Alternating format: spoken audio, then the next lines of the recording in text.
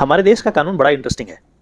एक किसी क्लाइंट ने मुझे एक ऐसा सवाल पूछ दिया कि मुझे लगा कि शेयर करना चाहिए, इसलिए मैं वीडियो बना रहा हूँ।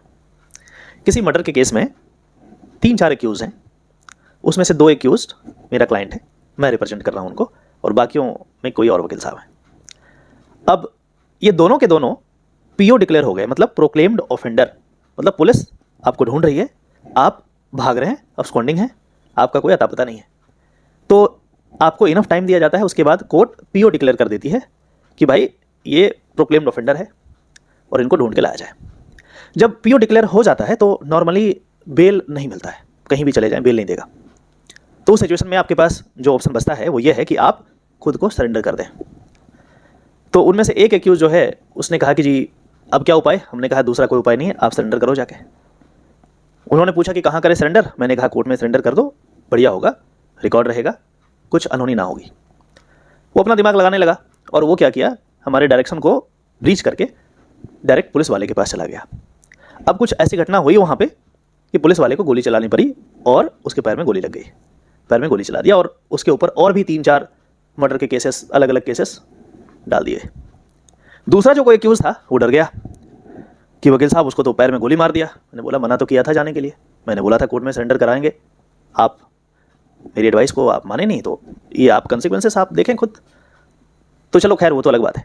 दूसरा कोई एक्यूज कहा कि जी हमें तो कोर्ट में सरेंडर करना है। बोले ठीक है कोई बात नहीं, हम प्रोसेस इनिशिएट करवाते हैं, सरेंडर कर देंगे।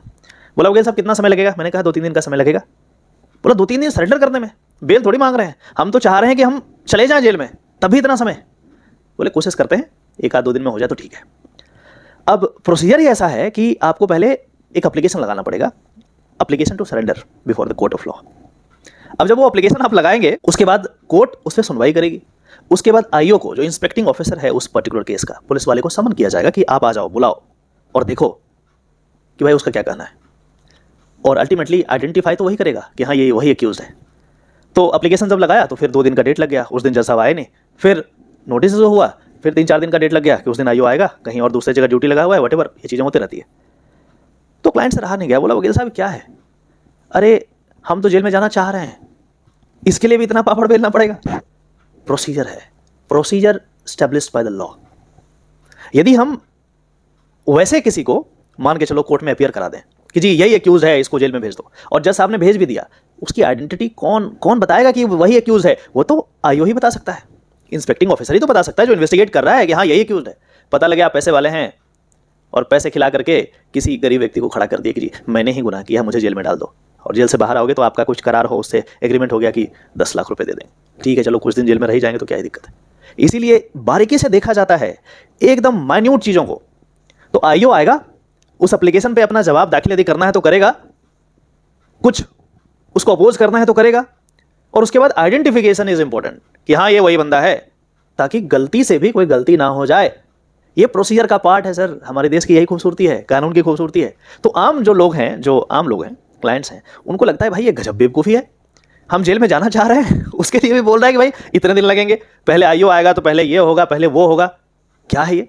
तो भैया ये procedure establish by the law है, और इसी से देश चलता है, तभी देश चल रहा है, नहीं तो कब का खत्म हो गया होता। कैसा लगा ये स्टोरी नीचे कमेंट करेंगे, और कभी आपके पास ऐसा कुछ आ जाए केस सरेंडर कराने वाली बात, तो इस चीज़ का ध्यान रखेंगे कि सरेंडर हमेशा कोर्ट में कराएं, ताकि कुछ अनहोनी ना हो जाए, कुछ ऐसा चीज़ ना हो जाए आपके क्लाइंट के साथ जो उसको और मुसीबत में डाल दे। जैसे इस पर्टिकुलर केस में 2 थे, एक हमारी बात नहीं माने तो क्या हुआ, पैर में गोली लगी और 3-4 एफआईआर में उनका नाम गया, और दूसरे जो माने वो कह रहे हैं भाई कैसा कानून है। तो कानून हमारा ऐसा ही है। पुलिस के पास बहुत ज़्यादा प्रेशर होता है, बहुत ज़्यादा पेंडिंग केसेस हैं, कुछ ऐसे केसेस हैं जो सॉल्व ही नहीं हो पा रहे हैं, एक्यूज़ मिल नहीं रहा है, तो जो मिला उसी का नाम डाल दिया। ध्यान रखिएगा, और अपने केसेस में हमारे एक्सपीरियंस से कुछ आप भी सीखिए।